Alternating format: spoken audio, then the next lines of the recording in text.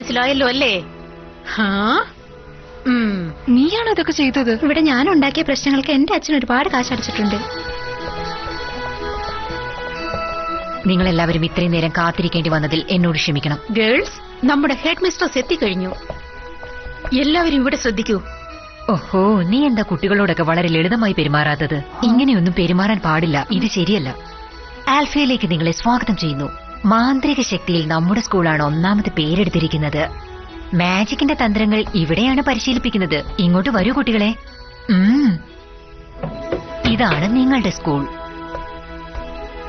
ആദ്യം നിങ്ങൾ പരസ്പരം പരിചയപ്പെടണം. അതിനുശേഷം ഓരോരുത്തരും മറ്റൊരാളെ പറ്റി നന്നായി അറിഞ്ഞിരിക്കണം. ഇവിടുത്തെ ഓരോ കുട്ടിക്കും സ്വപ്നങ്ങളും പ്രതീക്ഷയും ഒക്കെയുണ്ട്. അതെല്ലാം നിങ്ങൾ സാധിച്ചെടുക്കണമെന്നാണ് എന്റെ ആഗ്രഹം. നിങ്ങളെ ഏത് സമയത്തും സഹായിക്കാൻ വേണ്ടി ഇവിടെ അധ്യാപകരുണ്ടാവും.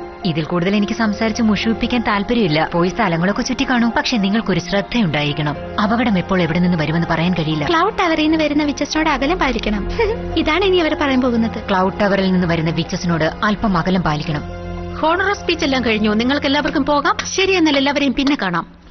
എല്ലാവർക്കും എന്റെ അഭിനന്ദനങ്ങൾ. നിങ്ങളെല്ലാവരെയും പിന്നെ കാണാം. അതുപോലെ നാളെ ക്ലാസ് കൃത്യം 8 മണിക്ക് തന്നെ ആരംഭിക്കും. സമയത്ത് തന്നെ എത്തണം.